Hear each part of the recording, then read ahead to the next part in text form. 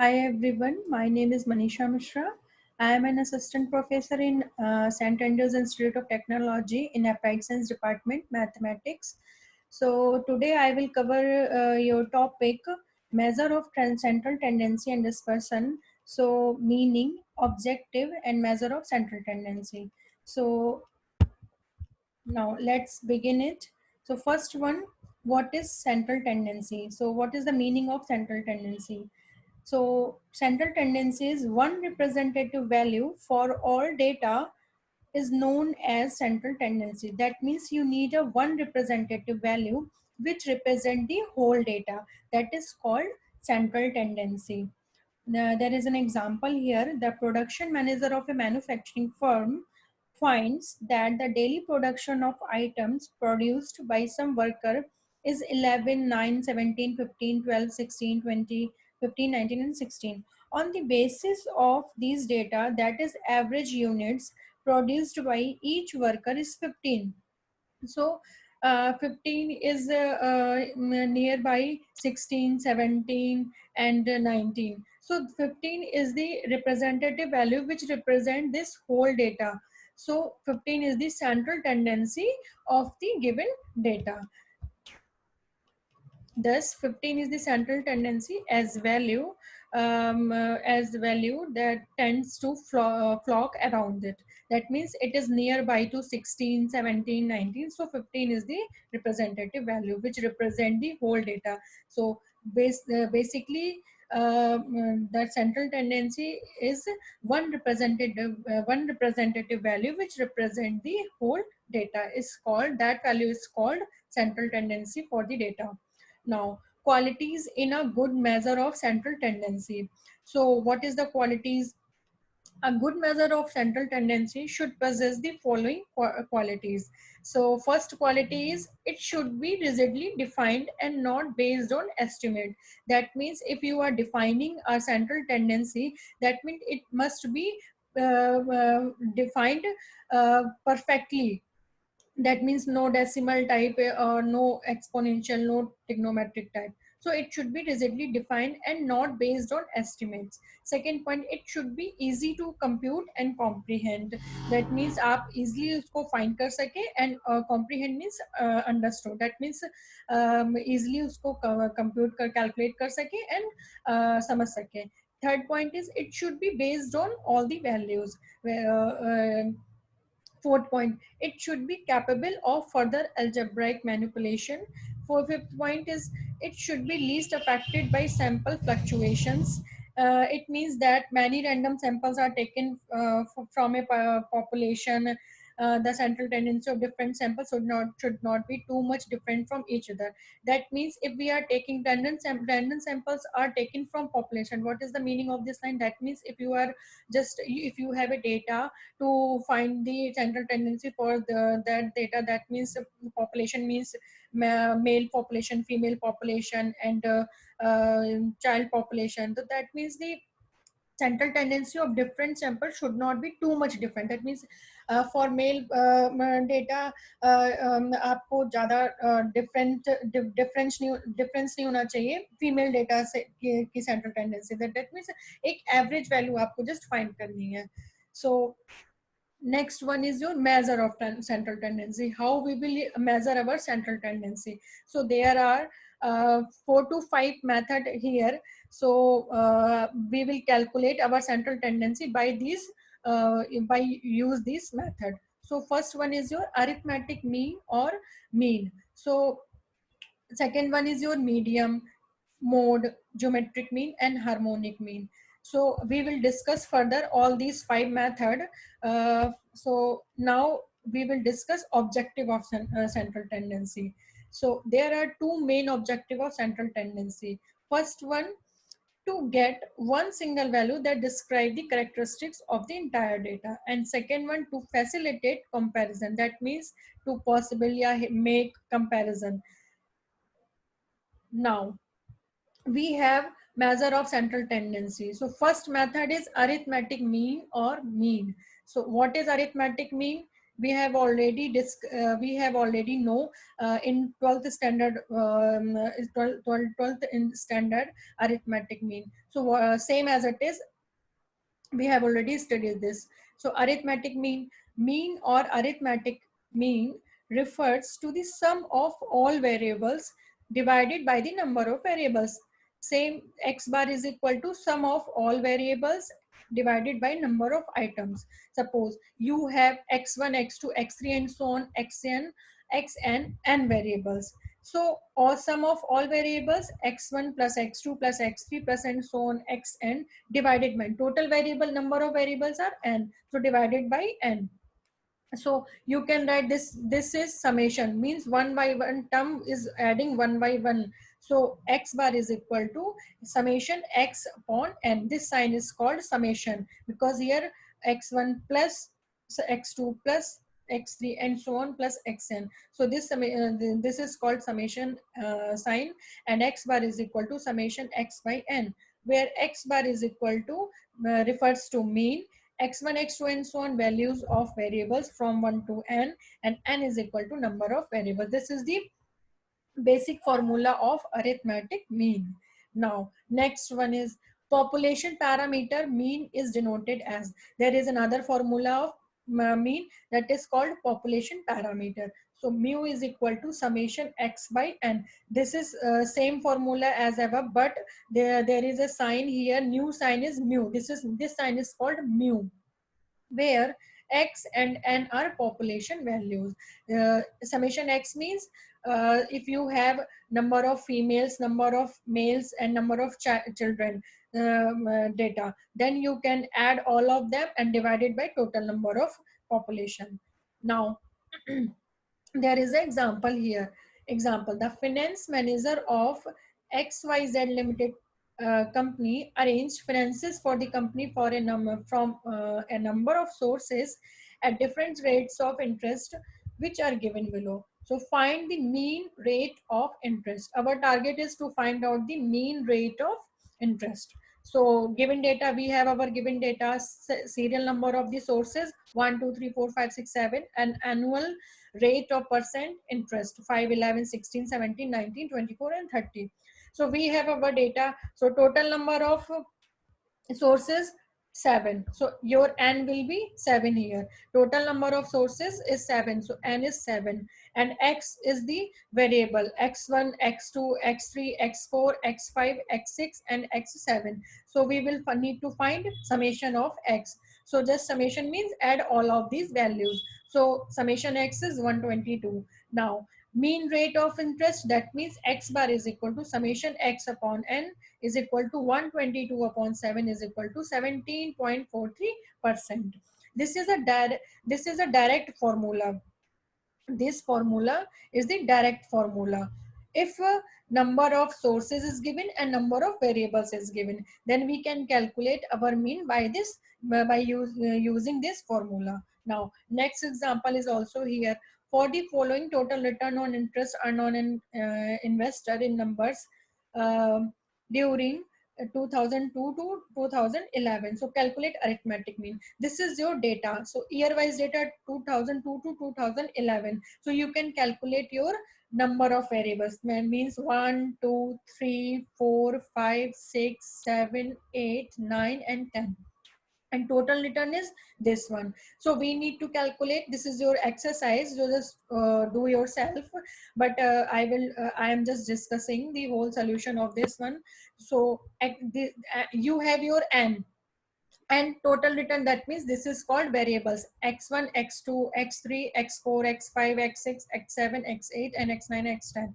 So just find summation x and divide it by number of variables. So you can calculate by using this formula. So x bar is equal to summation x by n, then this is your final answer. X bar, this is your mean. Calculate arithmetic mean, so this is your answer, arithmetic mean. Now this is first one is your direct method. Now second method is your shortcut method. So what is shortcut method? X bar is equal to a plus summation d upon n. A means assumed mean, D means deviation, and N is your number of variables. So why we are using this formula? Suppose we have here the data are too small, we can calculate easily. But if data is too large, then how we will calculate our arithmetic mean? So this formula will convert your data into a small data. So this is your assumed mean. D means deviation, and value of D is equal to x minus a.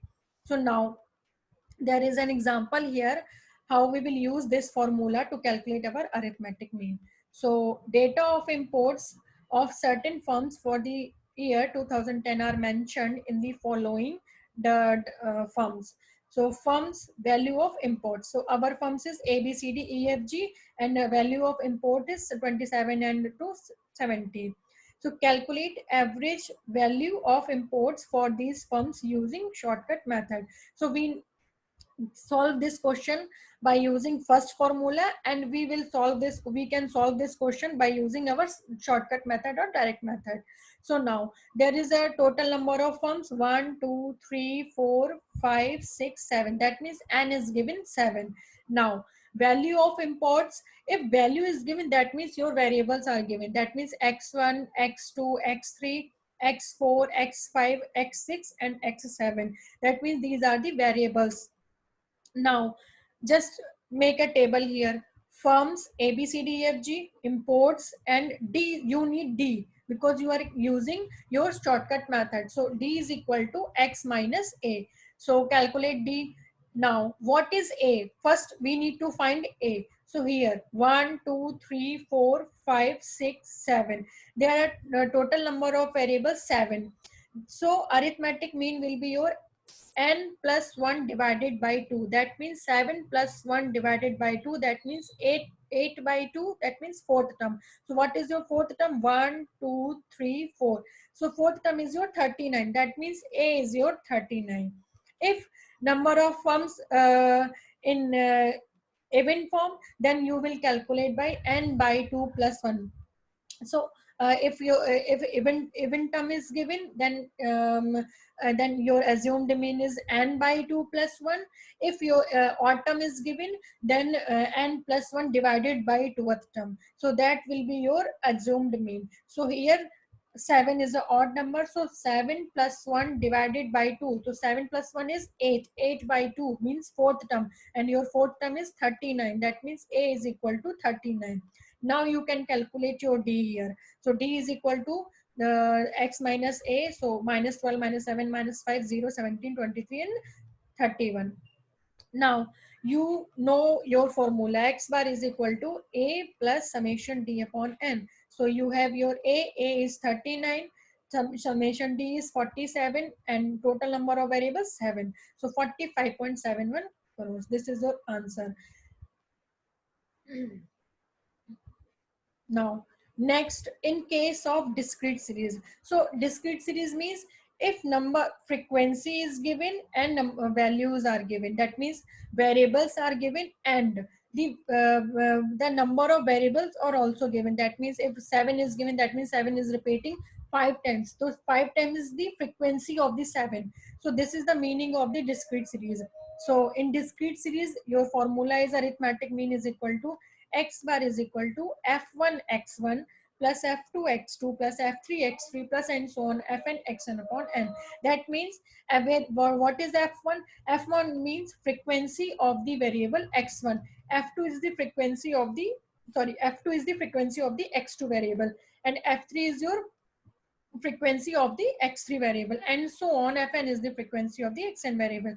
That means x1 is given f1 times, x2 is given f2 times, xn is given fn times, and total you can write it summation fx upon n. This is the short form of this line. So summation fx upon n, where f1 f2 and so on fn frequency of variables 1 to n. There is an example here. Calculate the average monthly salary per employee from the details of the monthly salary of 100 employee of a firm that are given below. So 100 employee, that means you have your n here. That means n is equal to summation f. one thing I want to tell you that here is n is your not number of variables. N means total number of frequencies here. If frequency is given, then your n will be changed into total number of frequencies. So n will is summation f. So 100 employee of a firm, that means n is given total 100. So monthly salary in rupees x, this is your variables. So that is denoted by x. And if number of employee, number of variables, number of elements, and if number is written here, kahin par bhi agar number likha hota hai, that means that will be your frequency. So number of employee, that means f is given your sorry, f is given frequency. So 18, 26, 31, 16, 5 and 4. So total n is equal to summation f and n is 100. Now next is find summation fx. So fx means 100 multiplying by 18, 1500 multiplying by 26, and so on. 3500 will be multiplied by 4. So we need this your third column. This is your table and this is your third column. This is your fx column. So we will find fx here, and after that we will find summation of fx. So summation of fx is your 194,000. So x bar is equal to summation fx upon n, and fx is equal to 1940 upon 100 divided by 100. So this is your final answer. Another example is also here. Calculate the average sales per firm from the following data of sales of 100 firms using shortcut method. This is a method mentioned here, using shortcut method. So x is given, f is given. This is your x, this is your f. So now you can calculate your fx. Then you can find arithmetic mean. Otherwise there is a note here, using shortcut method, by using shortcut method. So what is your shortcut method? X bar is equal to a plus summation d upon n.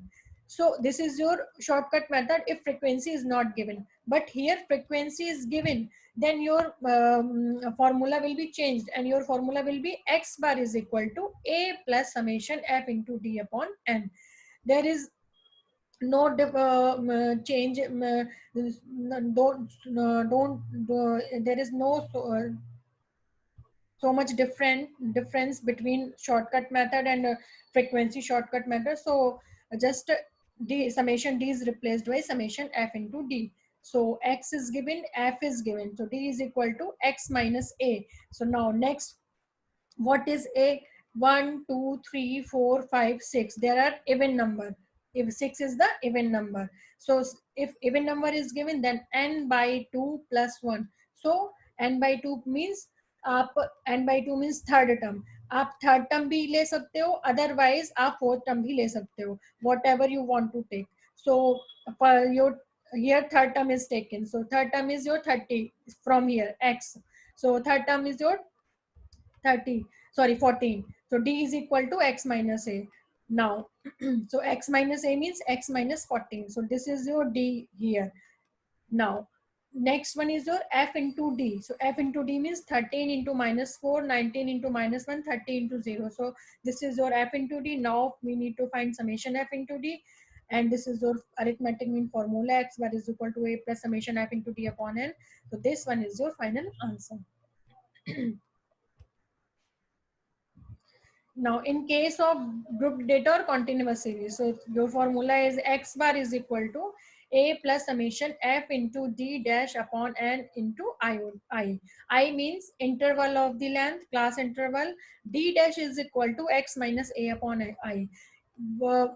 This formula is will be used in when the variables and number of variables basically when the data will be large. This formula will be used when data will be large. So there is an example here, this one. And class interval is also given. I means class interval. If class interval given, then we will use this formula, and when the data is large, then we will use this formula. So This is your example.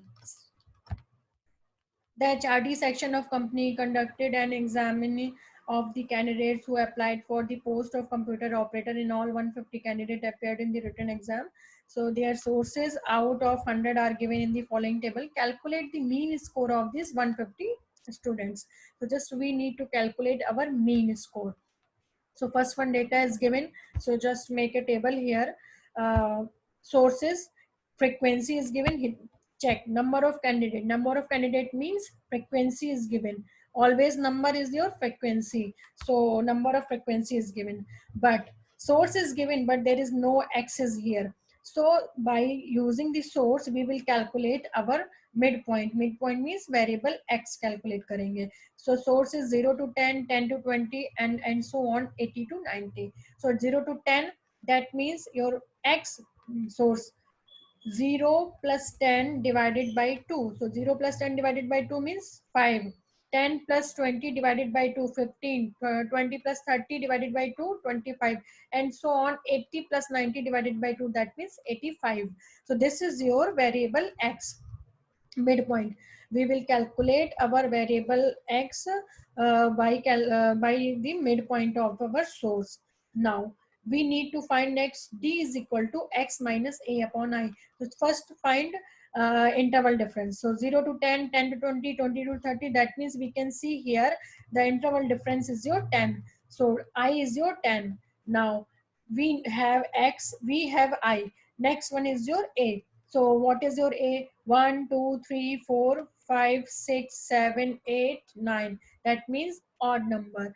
9 plus 1 divided by 2. That means fifth term. So fifth term is your 45. So 45 is your assumed mean. Now calculate d is equal to x minus a upon I. So this is your d. Now next one will be your D या D dash भी बोल सकते हैं इसको हम लोग. यहाँ पर डी डैश है होगा ये. So f into d dash. So d dash f into d. This one is your. Now next is summation f into d dash. So minus 28. N is your 150. I told you that frequency if given, then n is your summation f. So n is equal to 150. So just put all the value here, and your mean score is 43.13. This is your final answer.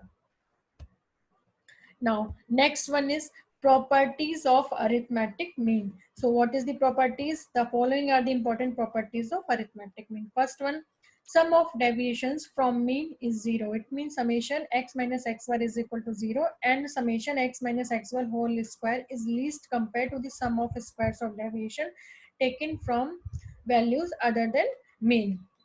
Second, combined mean can be calculated. Third, incorrect mean can be corrected. Fourth, if a constant is added to all the variables, added or subtracted to all the variables, mean increases or decreases by the constant. Suppose if you have your data and you have already calculated your mean, and next one you are just change your data. That means one value is added to all the values what is given in your data. So so mean, you don't need to find mean again. You just add your value in your given mean. So mean increases by the constant. This is the meaning of this line. Now fifth one, if all the variables are multiplied or divided by a constant, mean also gets multiplied or divided by the constant. Same here. अगर आप आपके पास कोई आपकी value है और आप उसमें किसी से इंक्रीज कर रहे हो, मल्टीप्लाई कर रहे हो, सो योर मीन ऑल्सो भी मल्टीप्लाई बाय दैट वैल्यू. आपको दोबारा उस मीन को फाइंड करने की कोई जरूरत नहीं है. Next one, there is an example here. From the following data, calculated summation x minus x bar and summation x minus x bar whole square and put the result. This is your x. This is your x. So just find x minus x bar. So x bar means mean. This is a symbol for mean. So x minus x bar. So first calculate your mean. Your mean is x bar is equal to summation x upon n. Summation x you can calculate from here. N is given 1, 2, 3, 4, 5, 6, 7. So just calculate your x bar. So x bar is 36. Now you will calculate x minus x bar whole square, and x minus 35 whole square. So this is a simple question you can solve easily. Now next, very important, merits of mean. So first one is your, it is very simple to calculate and very easy to understand. Second one, it is based on all items. Of course, if items all data are given, then you can calculate your mean. Otherwise, data is incomplete, that you cannot be calculate your mean. Third one, it is fit for further algebraic treatment. It is least affected by sampling fluctuations. It is frequently used in inferential statistics. Demerits of mean, कुछ अच्छाइयाँ हैं तो कुछ बुराइयाँ भी हैं. So what is demerits? It is unrepresentative when one of the variable is extremely large. Of course, अगर आपका कोई भी एक variable large हो जाएगा तो ये value unrepresentative हो जाएगी. Second one, it is inconvenient to calculate in case of continuous series of uncommon class interval. Suppose here 0 to 10, 10 to 20, 20 to 30, and so on, 80 to 90. This is a common class interval. That means जो class interval है वो आपका same 10, 10, 10, 10 आ रहा है. But if suppose uncommon class interval हुआ, that means suppose one class interval is 6, another one is 10. So you cannot calculate your arithmetic mean in uncommon class interval. Third one, it cannot be calculated in case of open-ended continuous series. So what is your open-ended continuous series? Open-ended means 0 to 10, 10 to 30, sorry 10 to 20, 20 to 30, 30 to 40, and मैं बोल दूं उसके बाद 40 above. 40 above means आप above कितना ऊपर जाओगे. So this is your open-ended continuous series. So we cannot calculate our mean in open-ended series. Fourth point, it is not very appropriate in cases where the data set is not symmetrical because of its tendency to move towards the direction of skewness. We will discuss this point in skewness. So last one, it cannot be calculated for qualitative phenomena. Of course, ये quality के लिए तो हम इससे किसी की quality तो बता नहीं सकते हैं. सिर्फ हम क्या कर सकते हैं, क्वांटिटी के लिए इसको कैलकुलेट कर सकते हैं कि हम मेजर ऑफ सेंट्रल टेंडेंसी को कैसे कैलकुलेट करेंगे.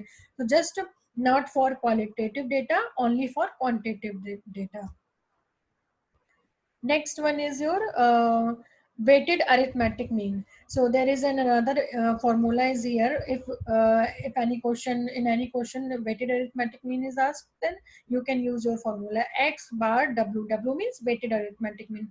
W1 x1 plus w2 x2 plus and so on wn xn upon summation w. So w is your weight of individual variable series, and summation w means total weight. This these topic are all these topics just belongs to your arithmetic mean.